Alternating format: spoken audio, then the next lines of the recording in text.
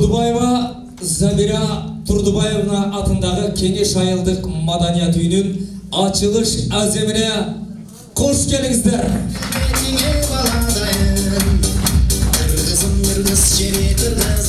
Ömürü ötse de артында қалған өрнөктүү издери дайыма биздин жана келечек муындардын эсинде сакталат.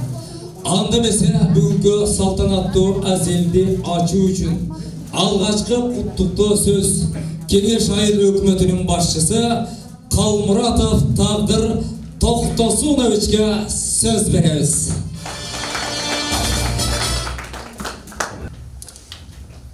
Ejebиздин басып өткөн өмүр жолуна жана эмгек таржыманына токтолуп кетсем. Турдубаева Забира Турдубаевна Ош облусунун Каракожа районунун Ойтал айылында 1945-жылы 9-майда жарык дүйнөгө келген. Забира Турдубаевна Ош шаарында Уркан Сариева атындагы кыздар ортогунун мектебин бүтүргөн.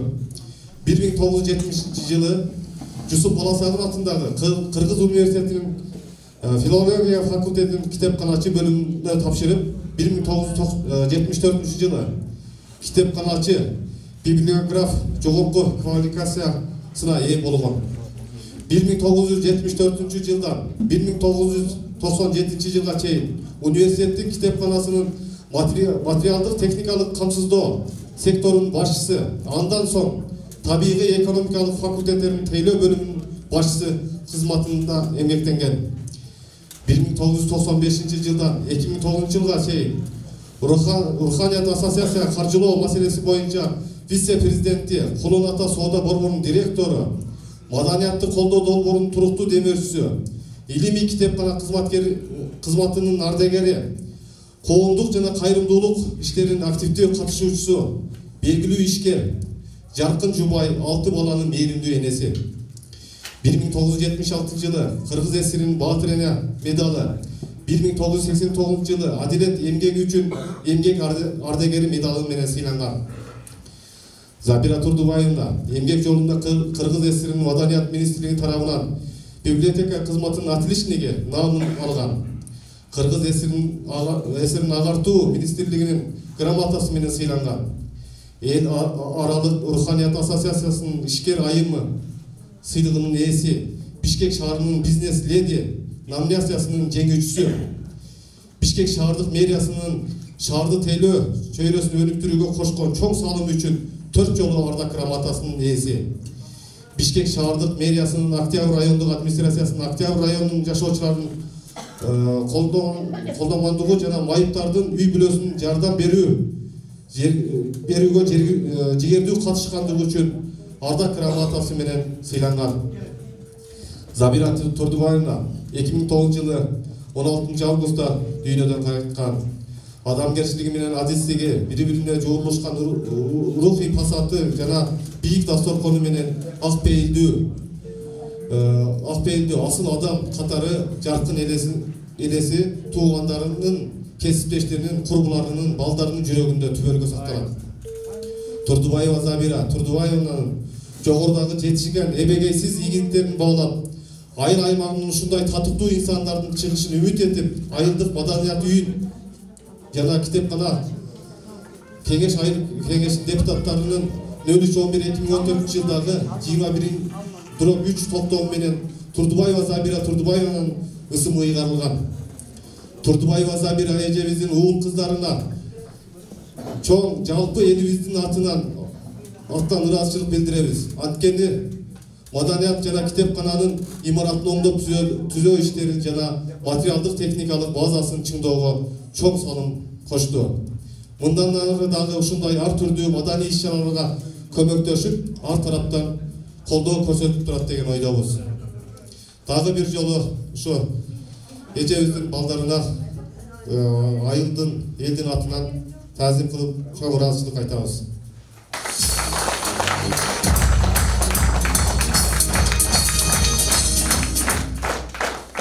Ömür bizden ötüp ketse, el emgekten eskirsin деген улуу кеп бекеринен айтылбаган чыгар. Эчебиздин көзөсү дагы элге жасаган эмгектери эл ичинде жакшы аңыз кеп менен албетте айтылып калмакчы. Анда эмесе куттуктоо үчүн сөз Караколча райондук мамлекеттик администрациясынын башчысы Аким Кулубаев Дамир Садырбековичке берилет. Саламатсыздарбы, урматтуу агайым туугандар, кадырлуу кеңеш айылдын тургундары жана чакырылган коноктор. Эми кечирип коюңуздар, бүгүн парадный форма кийип жана костюм менен кийип келсем жарашмак. Бирок күндөн күнү азыр мына ар бир айылга чыгып, ар бир айыл өкмөткө чыгып, ошо элдер менен таанышып, анан бул форма кийген себеби тоозоого чыгат экенсиң, жолун көрөт экенсиң, столбанын абалдарын көрөт экенсиң.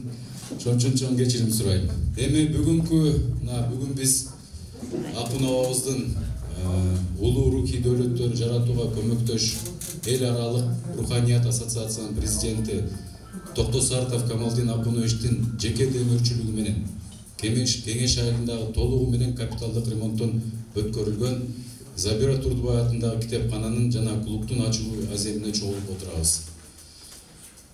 Бул жаңыдан ачылуу аземи болуп жаткан Забира Турдубай атындагы номер 8 кеңеш китепканасы 72-жылы ачылган. Азыркы мезгилде китеп фондусу 8136 нусканы түзөт. Китепкана кеңеш пор айылдарын 4,5 миң калкын тейлейт. Ошондой эле китепканага заманбап стол, стул, китеп текчелери, жаңы китептер алынып берилип, маданият үйү менен китепкананын имараттарынын алдында табанташ басылгандыгында өзүңүздөр көп болуп жатасыздар. Курулуш иштерине жана эмеректерине Камалдин Акунович тарабынан жалпы суммасы 2 миллионго жакын каражат жумшалды. Ушундай эле жакшы самалык Ойтал айылдык аймагынын көндүк айылына болуп, агабыздын жеке демөөрчүлүгү менен айылдык китепканага 8 миллион сомдук жаңы заманбап имарат курулуп, 10-октябрь күнү ачылуу аземи болуп, ошо ачылууга өзүм да катышып келгем. Буга чейин да Акун абабыз анын балдары райондук борборлоштурулган китепкананын материалдык техникалык базасын жакшыртууга чоң салымдарын кошуп, заманбап жабдуулар менен камсыз кылып демөөрчүлүк көрсөтүп келишкен. Мына ушундай улуу иштерди жасаган эл улуу, эр азамат, эл аралык руханият ассоциациясынын президенти Токтосартов Камалдин Акуновичке жалпы элдин атынан, Караколча райондук мамлекеттик администрациясынын атынан жана жеке өзүм атынан терең ыраазычылыкты билдирем сизге. Ал эми бул жаңыдан капиталдык оңдоодон өткөрүлгөн заманбап китепканабыз кеңеш айылынын элине кызмат кылсын, ак жолтой болсун, маданий очокко айлансын. Бул китепкана окуган жарандардын руханий байлыгын көтөрсүн, балдар билимдүү болушуп, Акун абабыздын жолун улаган улуу адамдардан болушсун. Чоң рахмат. Чоң рахмат. Сөйлөп тапшыруу үчүн кеңеш айыл өкмөтүнүн башчысы Калмуратов Тагдырбек Токтосун эбишти чакырып алабыз. Биздин элибиздин атынан кичине азоган белегибиз бар эле, ошону акеңиз менен биргеликте тапшырып койсоңор.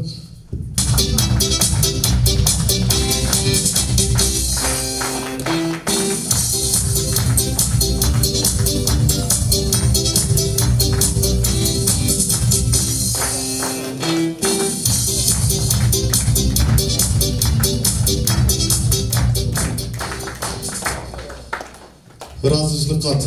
Забира Турдубаева атындагы номер 8 кеңеш айылдык китепканасынын жана кеңеш айылдык маданият үйүнүн капиталдык ремонттон өткөрүлгөндүгү үчүн Токтосартовдун үй бүлөсүндө кеңеш айыл өкмөтүнөн ыраазычылык.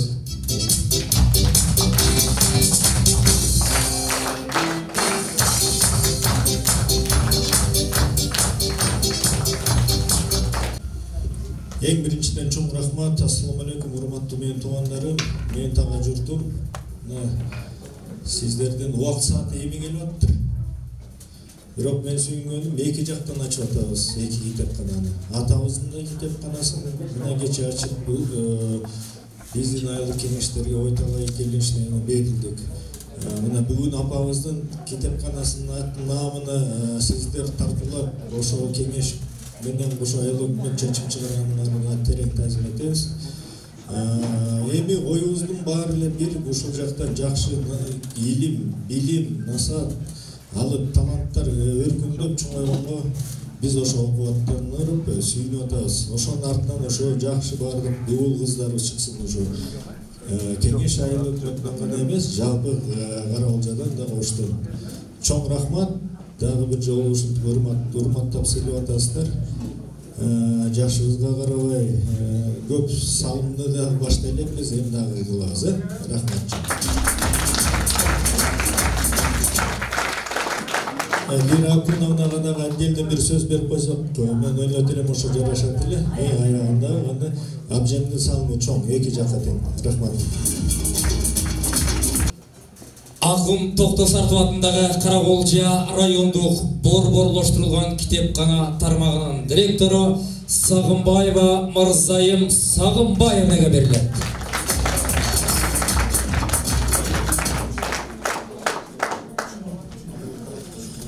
Саламатсыздарбы, урматтуу бүгүнкү салтанаттын катчылары, кутман күнүңүздөр менен бүгүн аябай чоң кубанычта олтурабыз. Биз 3-4 күндөн бери ушундай жакшы салмалыктарга көп болуп келатабыз.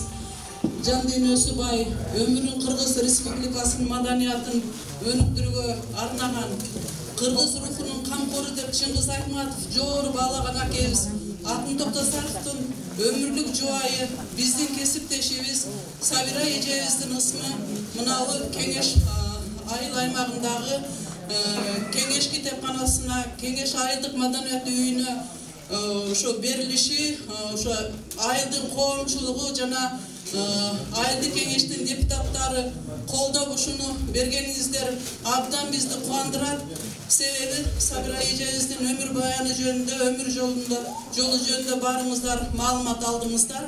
Чындыгында Акын аке барында дагы Акын акеден кийин Акын акенин үй бүлөсү, бала чакасы мына Камалдин Акунович, Лира Акуновна ар дайым ушу багы ата көргөн ок жонот, эне көргөн томбучат дегендей маданиятты таштабай, маданияттын тармактарын колдоп келатканы баарыбызга жакшы жаңылык деп эсептеймин. Өзүңүздөр буккандай Сабира эжебиз убагында Бишкек шаарында ар кандай катмардагы адамдарга миллиондон ашык жардамдарын көрсөтүп келгендигин айгин элек мына бүгүн өзүңүздөр күбө болгондой китепкананын клубтун аябай жаркыратып жасалган иштеринен бери ичиндеги инвентарынан бери коюп жаңы китептери менен толтуруп ушундай бизди кубандырып отурат.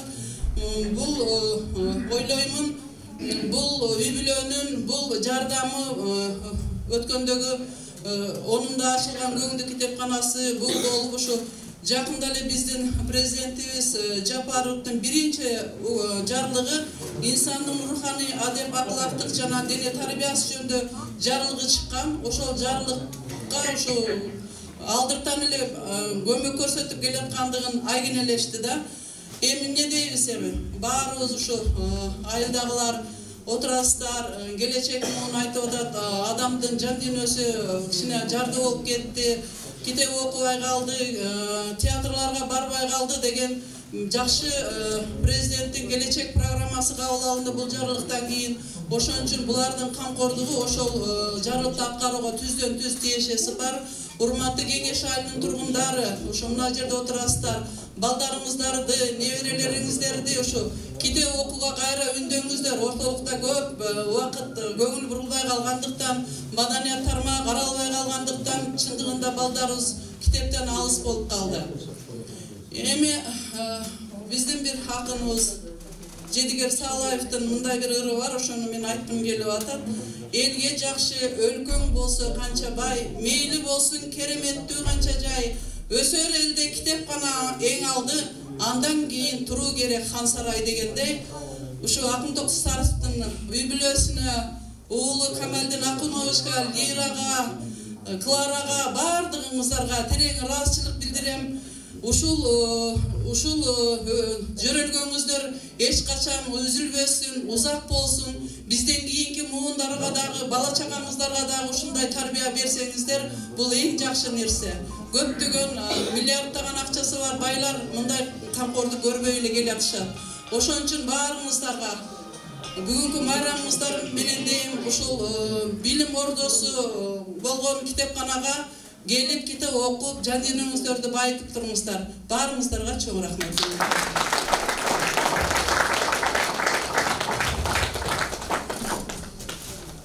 Söz Zabira Turdubayevnanın tuğanlarından bir tuğan inesi Momunbayev Karimbay Turdubayevişke verilendi. Урматтуу туугандар, ардактуу жердештер, мына бүгүн Кеңеш айылында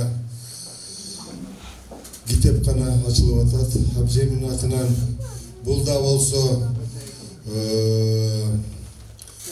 Жездемин үлүшү баштаганда эле китепканачы болуп окуп, ошол жерди бүтүрүп, университеттин китепканасында китепканачы, анан китепкананын башчысы болуп, көп жыл ошол жакта эмгектенген.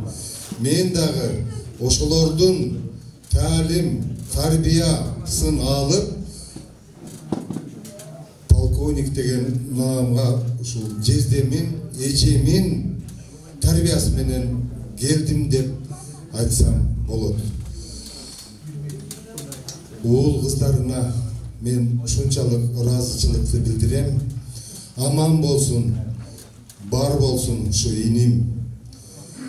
Кээ бир балдар бар, акчасын ар жака жумшаган, магазин ачып, чайкана ачып, столовый ачып. Булар болсо элдин камын ойлоп, мынтип агартуу үйүн, кыргызча айтканда кызыл үйдү түптөп, жакшы ремонт кылып бергендигине, ушул китепкана эч качан бош турбасын. Кеңеш айылынын тургундарына айткым келет, ата-энелерге айткым келет, ушул балдарыңыздарды ушул китепкадан чыгарбаңыздар. Билим, китеп менен гана билим болот. Рахмат. Söz Каракулжадагы Таздар коомунун аксакалдарынын атынан Максутов Асылбек Максутовичке жана Молдалиев Ыдырыс Мусаевичтерге берилет. Урматтуу туугандар, бүгүн Кеңеш айылында абдан жакшы сонун күн болуп атат. Себеби өзүбүздүн карындашыбыздын аты китепканага коюлуп, элдин руханий байлыгын жогорулатууга абдан чоң салым үчүн аракеттер жүргүзүлөт. Мен Забира өтө билимдүү, өтө кыйын, уюштургуч чыган кыздардын бири эле. Бизде райондо иштеп жүргөндө поштада ошондо дагы жакшы өзүнүн жакшы жактарын көргөзүп, жакшы иштеген, аябай. Урматтуу туугандар, мен абдан ушундай сүйүнүп отурам, ошо эжемдин атын койгондугу үчүн. Себебин айтып коюшум керек. Эжем ушунчалык маданияттуу, акылдуу эжем болчу. Ачыгын айтыш керек. Таздардын кыздарынан эң сыймыктуу эжебиз да. Себеби дегенде бул эжем менен биз сыймыктанабыз. Бул эжем ачыгын айтыш керек. Базарды түптө көп нерсени жасады. Мамлекеттин көп эмгек сиңирген да. Бул эжемдин ачыгын айтып бул эткен эмес, көп нерсени берсек болот. Себеби дегенде эжемдин кыргыздарда сөз бар. Бага бадыр жакшы, кан жакшы дегенде, аял жакшы, ер жакшы деп. Ошо токтор сартып акын жездебизди даражага жеткирген ушул эжебиз. Чоң даражага жеткирген. Себеби дегенде ошо эжебиз даражага улуу даражага жеткирген ушул эжебизди. Эжем ачыгын айтканда ат көтөргөн иштер жасаган кыргыз элине. Ошондуктан мен эжемдин аябай ушунчалык сыймыктанып, таздар ел ачыгын айтыш керек. Аны мен экинчиден айтып коюшум керек. Мына баласы, мына уулдары көрүп атасыңар. Ушу эжемдин атын өчүрбөйүн деп атайын келип, ушу жерди бүүлөткөн ремонттоп, канча деген акчаларды кетирип, Бул деген анча мынча адамдын колунан келбейт. Себеби дегенде жүрөгүндө эненин эмеси турат. Урматтуу туугандар, эжебиздин, жездебиздин жетишкендиктерин жогоруда көпчүлүк айтып кетти. Ансыздар өздөрү таанымал адамдар эле, жакшы билет элек. Азыркы айтылган сөздөрдүн негизинде андан да жакыныраак билдик. Эми биздин ата-бабадан калган сөз бар.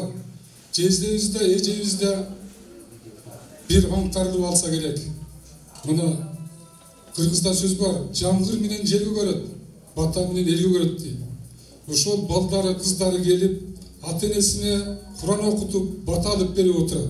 Ошол ата-энеси ыраазы болду окшойт. Мындай балдар, акчалуу балдар, кыздар бизде көп эле. Бирок ата-энесин эстеген азыраак. Мен айтайын дегеним ушундай, ата-энесин эстеген, ата-энесин сыйлаган адамдар көп болсо дейм. Себеби улууну сыйласаң, кичүүдөн сый көрөсүн дейм. Ата-энеңди сыйласаң, балаңан сый көрөсүн дейм. Ошон үчүн ушу балдарга, кыздарга, силерге чоң рахмат. Мына маңдай теригер менен тапкан эмгегиңерди баа жогоруда Каримбай айткандай көп нерсеге жумшабай, ушу элди, жерин, туугандарыңарды эстеп, ушулардын кызыкчылыгын колдоп, ушуларга жумшап отурасыңар.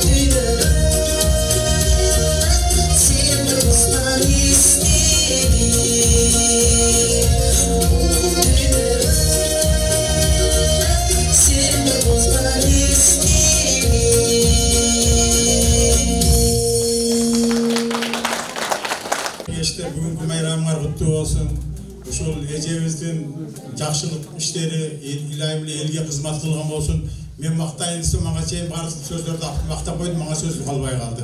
Мен бир эле нерсе айтайын, ушу эжемдин аты коюлган маданиятыбыз түбөлү элге кызмат кылсын.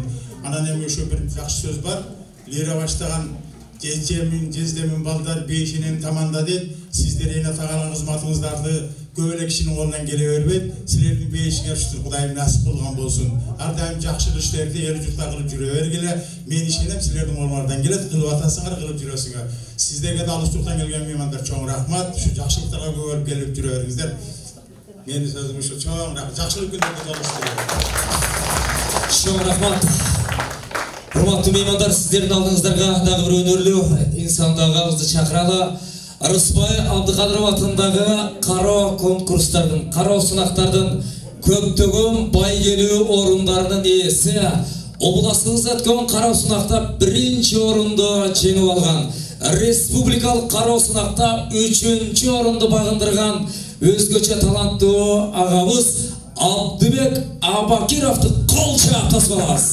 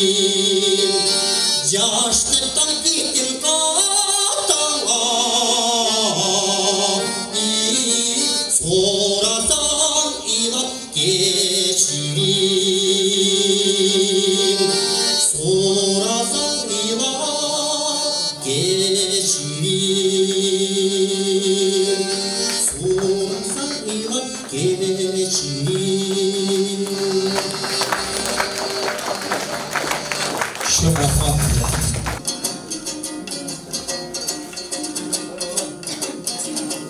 Har kim aytat süygönün, akılına düygönün, aşık bir bolup tet albaydan arasat günde jürgönün. Men da aytıp bereyin, aşıklıktan bir sabak, dağ saldımız jürökö da dardizat göz alatlamak. Kürdödü jaştın işeken, kösördüp süyü çarubağın, amanat canga berette, vay aşıktık gülün tandadım. Anoşa güldü berişke, men gözaldin izlep barganmın, bulaktan görüp çak düştüm, men bulbulday avaz salganmın. Kördüm dalay uluğunu, geçtim dayra uluğunu, izlep bir geldim güzel kızdan, ışkıda sende suluğunu. Tanımaysın sen beni, tarpıla del seni, tanışalı şu yerden da tartipli güzel gel beri. Kıylanı gördün kıdırıp, kara su menen çarıbaktap, kaş kirpigin tögülöt da, karasan kumar tarkatlan, kökürö köngört koyup da, köp yıldızdı samattan. Canada köptü görmökmün, men jaralmak bolson kanatça.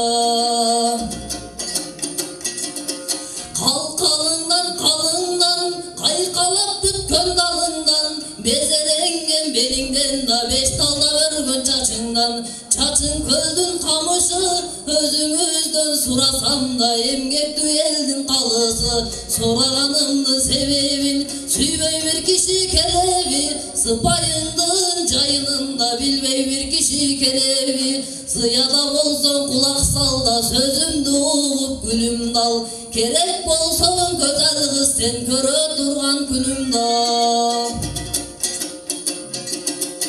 Kayda varsan canında, ınağın bolup jüröyün, karangıda jol başçı, çırağın bolup jüröyün. Günüge gelip su alуучу, bulağın bolup jüröyün. Jaşırmastan açık ayt, emine bolsa oyunda, jürögündün ilingen da, tutkunmu senin kolunda. Sıylasan da özün bil, kıynasan da özün bil, tağdırım senin kolunda. Sıylasan da özün bil, kıynasan da özün bil, tağdırım senin kolunda. Arısbay Abdыкадыров, жолугупсуз мага бекерсиз. Ыса Оңдосуновдун аткаруусунда кабыл алыңыздар.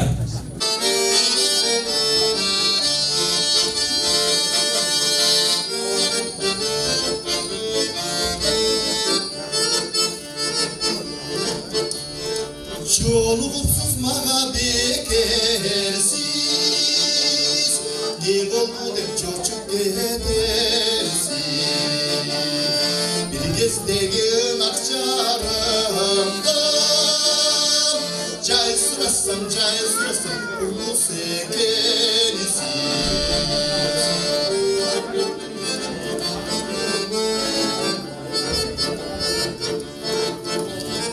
Ал жүгүндө кабар бергечи, анын башка жүрөктөн беши.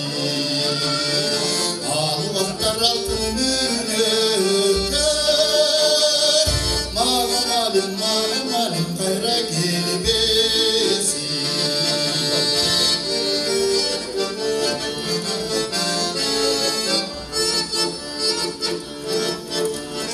Ocak bacın ayıpsizinde, ansız dile varın esinde. Adresin kaydan bilgin, dayını tapmay жүргөн кезinde. Adresin kaydan bilgin, dayını tapmay жүргөн кезinde.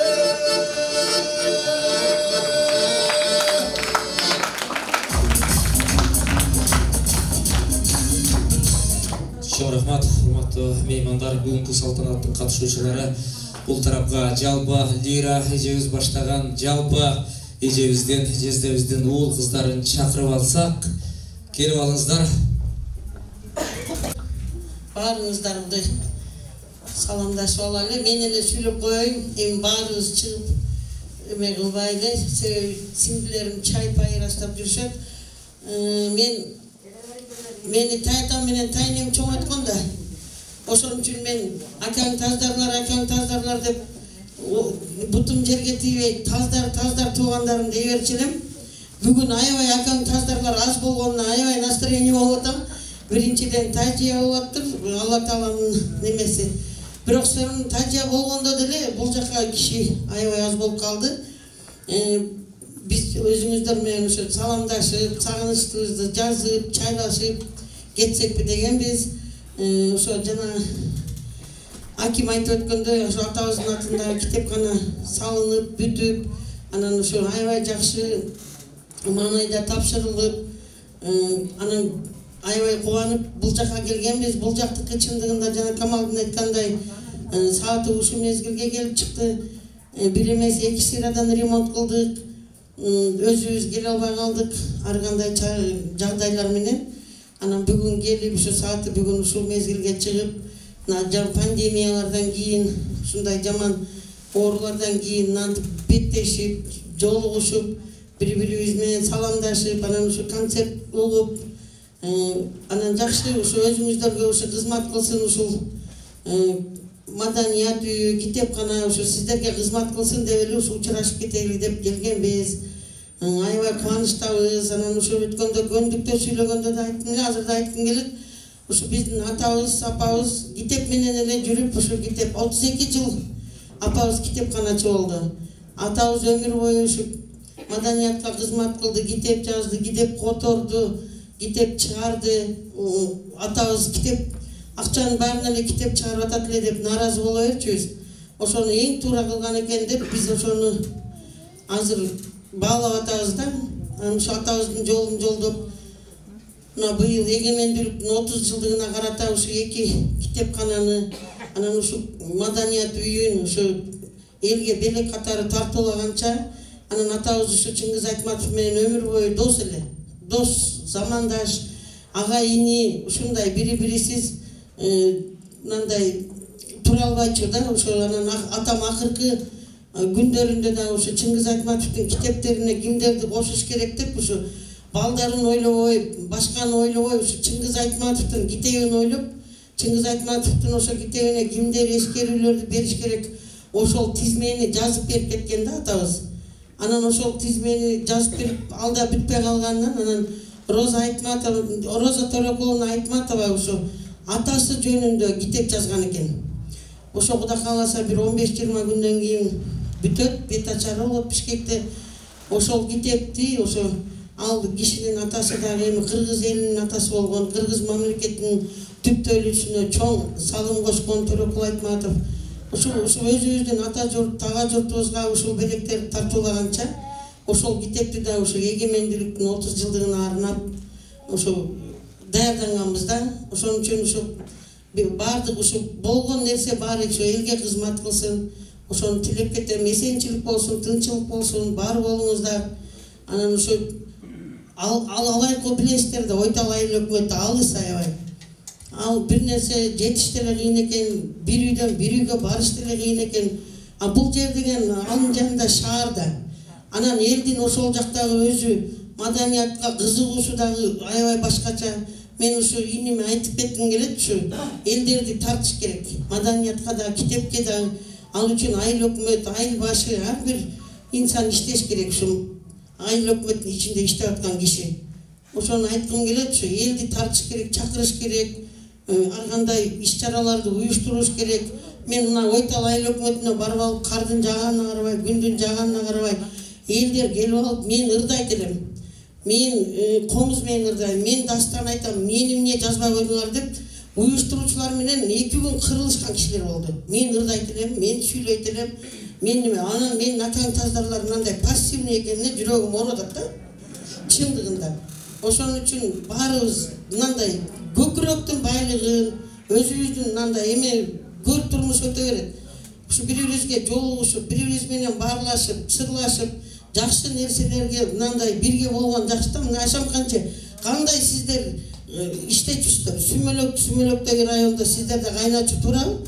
Шайыр апалар эч жактан башталбай сиз баштагансыз бәйшчелер.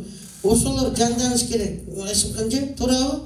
Ана мен ошого аябай суранып кетем. Ушу аябай мындай. Өзүңүздөрдү шыктандырыңыздар. Ошондо ден соолук жакшы болот. Ошондо жашоо да кызыктуу болот. Шыктаныңыздар, өзүңүздөр дагы суранам. Ден соолук болсун дайыма. Анан ушу биз дагы айыл өкмөттүн башчысына мына кыртаңдар. Кичине белек кылып коелу, алып коелу.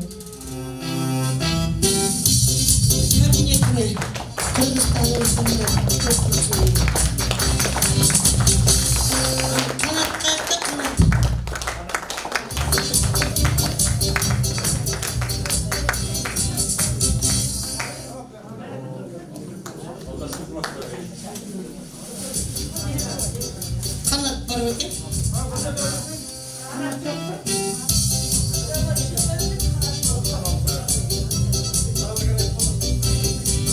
канатка жок. Мына 6 аялдын, 6 эркектин мына концерт көргөндө кие турган ошо кийимдери. Калпагы менен, калпагында бергенин. Ошо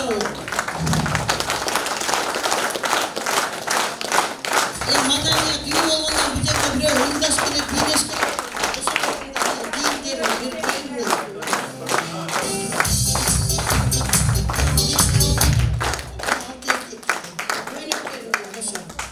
Ошо дайыма жакшылык болсун, майрамдар болсун. Азыр шашпай китепканага өтүп, китепкананы да көрүп, анан биз ошо Жаргашакта бүт туугандарыбыздын айласында баарыңыздарга дасторкон жайганбыз.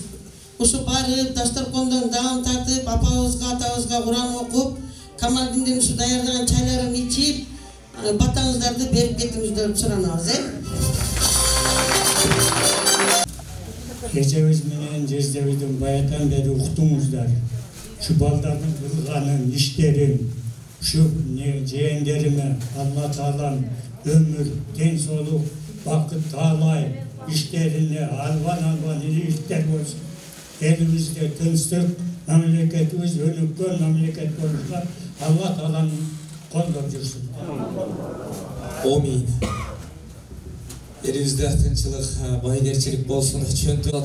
Элибизде мал дүйнө көбөйгөн жерде жан дүйнө кемибесин, адамгерчилигибиз бийик болсун. Бүгүнкү жакшы саамалык дагы бир жолу кут болсун.